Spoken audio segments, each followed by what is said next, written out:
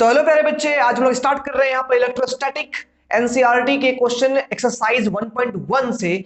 सवाल देखिए, यहाँ पर सवाल बहुत ही आसान है। सवाल कह रहा है यहाँ पर, what is the force between two small charged spheres having charges of इतना एंड इतना coulomb placed 30 cm apart in air. यानी कि हमारा ये मीडियम एयर है और इस एयर वाले मीडियम में जो है कोई 2 पॉइंट चार्जेस रखे गए हैं। ये चार्ज स्फीयर्स है। तो चार्ज स्फीयर पर यहाँ पर जो Q1 चार्ज है उसका मैग्नीट्यूड चार्ज का दिया गया है और Q2 जो चार्ज है उसका मैग्नीट्यूड यहाँ पर दिया गया है। दोनों ही चार्जेस पॉजिटिव है, यानी सेम नेचर के चार्जेस है, कोई यहाँ पर माइनस नहीं है, सभी दोनों चार्ज प्लस में ही है, यानी कि सेम नेचर के चार्ज है।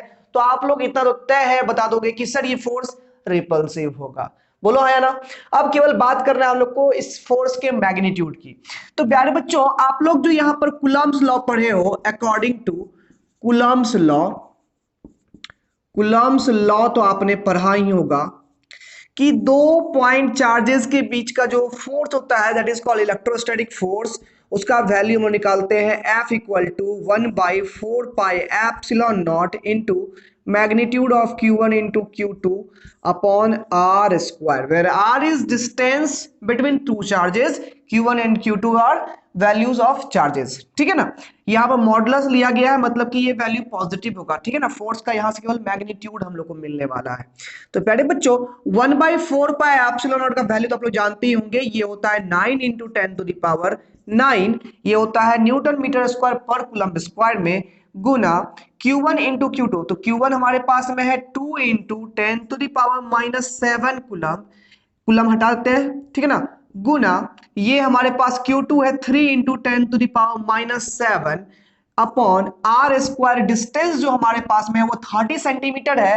SI यूनिट में कन्वर्ट करेंगे तो 30 सेंटीमीटर इज इक्वल टू हो जाएगा 30/100 मीटर, यानी कि 0.3 मीटर ये हो जाएगा। तो 0.3 का यहां पर स्क्वायर कर देंगे। ठीक है। तो प्यारे बच्चों, ये हो जाएगा 9 इंटू 2 इंटू 3, इसको एक साथ कर दिए हम लोग। 10 के पावर को एक साथ सॉल्व करेंगे तो +9 है, -7 हो गया पावर, तो ये -7 हो गया -14।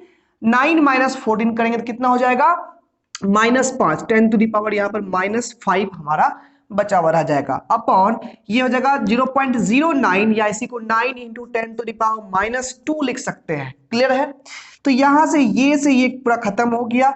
ये हो गया 3 2 6 इंटू 10⁻, ये -5 है, ये +2 आएगा तो ये -3 हो जाएगा 10⁻⁻3। और ये फोर्स है तो क्या यूनिट इसका बनेगा, SI यूनिट न्यूटन बनेगा।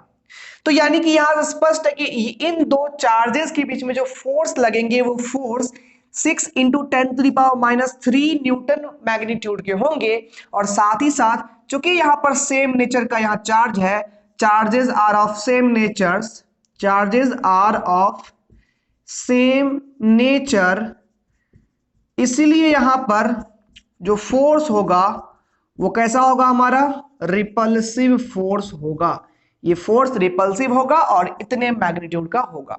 आई होप समझ में आ गया होगा आप लोग को। एनसीईआरटी के ऐसे ही क्वेश्चंस के लिए हमारे चैनल पर बने रहे। सब्सक्राइब कर चैनल को, बेल आइकन को प्रेस कर दे, क्योंकि यहां पर आप लोग का एनसीईआरटी में बहुत ही ज्यादा इंटरेस्ट जगने वाला है। ठीक है, मिलते हैं अगले वीडियो में।